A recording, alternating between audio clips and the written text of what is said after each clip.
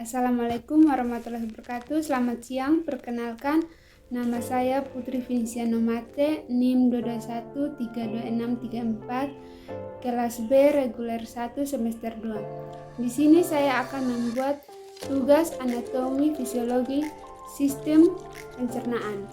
Dosen pengampu Bapak Hendri Didiharto, Escape Nurse MPD. Pengertian sistem pencernaan.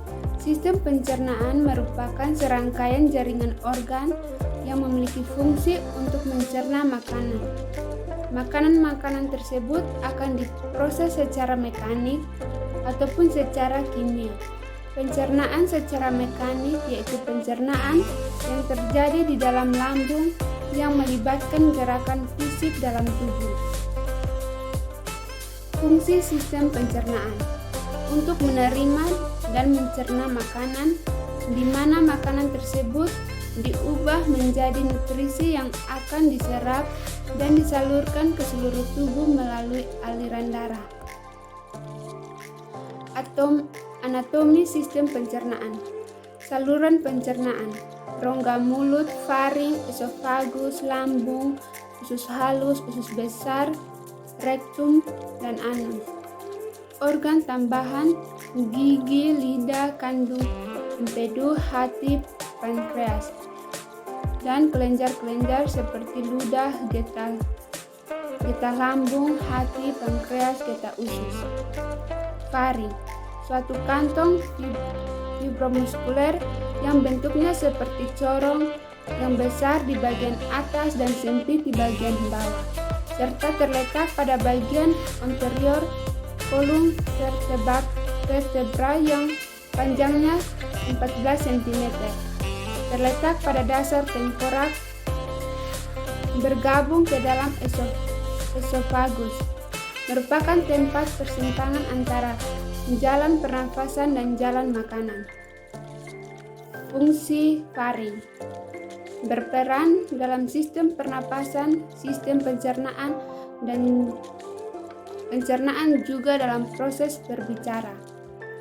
Sebagai penyalur makanan dari mulut ke kerongkongan. Sebagai penyaring, pengatur tekanan, juga bisa mengatur kelembaban udara yang masuk. Mengatur tekanan udara antara lingkungan dalam telinga dan lingkungan luar tubuh. Tempat rangsangan bersin terjadi untuk mengeluarkan benda asing. Struktur lapisan faring. Yang pertama, lapisan mukosa. Sifat lapisan ini bersifat kuat dan elastis. Pada lapisan ini terdapat epitel yang memiliki sel goblet sebagai penghasil mukus atau cairan kental. Mukus tersebut berfungsi melindungi dinding faring. Yang kedua, lapisan fibrosa adalah jaringan yang bersifat kuat dan sedikit elastis. Jaringan fibrosa tersusun atas serat kolagen. Yang ketiga, lapisan muskular. Otot pada lapisan ini adalah otot sirkular dan otot longitudinal. Kontraksi kedua otot tersebut akan menggerakkan makanan ke bagian pencernaan berikutnya. Bagian-bagian faring. Yang pertama, nasofaring, merupakan bagian faring yang letaknya berada pada bagian belakang rongga hidung. Nasofaring hanya dapat dilalui udara.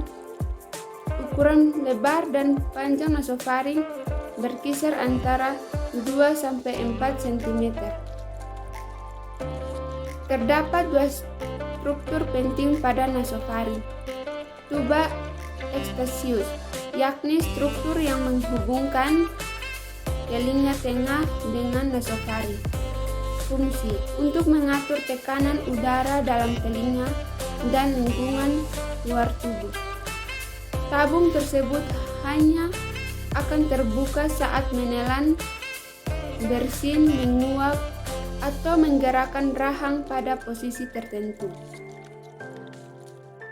Tonsil adenoid, yakni massa berlobus berupa jaringan limfoid yang berada di bagian langit-langit mulut. Fungsi untuk melawan bakteri atau organisme berbahaya masuk melalui hidung dan mulut. Selain itu juga dapat menghasilkan antibodi untuk melawan infeksi. Yang kedua, orofaring. Orofaring adalah bagian dari faring yang berada di belakang rongga mulut.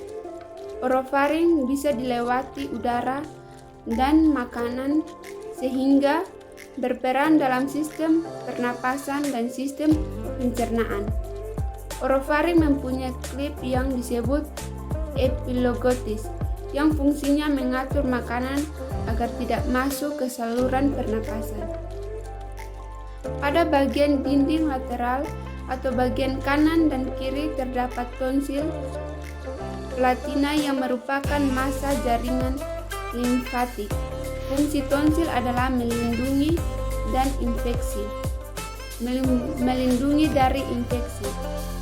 3. Laryngofaring merupakan bagian paling akhir dari faring, merupakan tempat bertemunya saluran pernapasan dan saluran pencernaan, sehingga mampu dilewati udara dan juga makanan. Esofagus, saluran muskuler yang menyalurkan makanan dari faring menuju gaster lambung. Panjangnya 25-30 cm. Memanjang setinggi vertebrata. Esofagus relatif panjang daripada esofagus. Fungsi esofagus menyalurkan makanan dari mulut ke lambung, merupakan fungsi dasar esofagus atau kerongkongan sebagai pipa penyalur makanan dari mulut ke lambung. Menghasilkan gerak peristalik. Terdapat otot-otot yang menghasilkan gerak peristalik sehingga dindingnya berkontraksi dan secara perlahan makanan terdorong masuk ke lambung, mencegah laju isi dan cairan lambung. Dengan adanya penyempitan sphincter di kerongkongan, maka dapat mencegah masuknya cairan lambung ke kerongkongan akibat kadar asam lambung yang meningkat. Struktur esofagus. Struktur esofagus atau kerongkongan tersusun atas 4 lapisan dinding. Yang pertama, lapisan serosa, lapisan paling luar kerongkongan. Yang kedua, lapisan otot, berupa lapisan otot polos yang bekerja tanpa sadar. Yang ketiga, lapisan submukosa, berupa lapisan jaringan ikat longgar yang berisi pembuluh darah, limfe, saraf, dan kelenjar lendir. 4. Lapisan mukosa.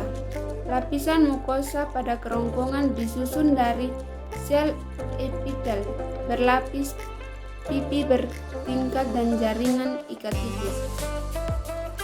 Bagian-bagian esofagus. Dalam struktur jaringan esofagus, kerongkongan dibagi menjadi 3 bagian, antara lain bagian superior. Sebagian besar otot penyusun esofagus pada bagian superior adalah otot rangka, di mana otot rangka bekerja secara sadar atau bisa dikendalikan. 2. Bagian tengah terdiri dari otot campuran dari otot rangka dan otot halus. 3. Bagian inferior. Otot penyusunan bagian inferior adalah otot halus yang bekerja tanpa sadar atau tidak bisa dikendalikan. Sekian video dari saya, semoga video ini bermanfaat.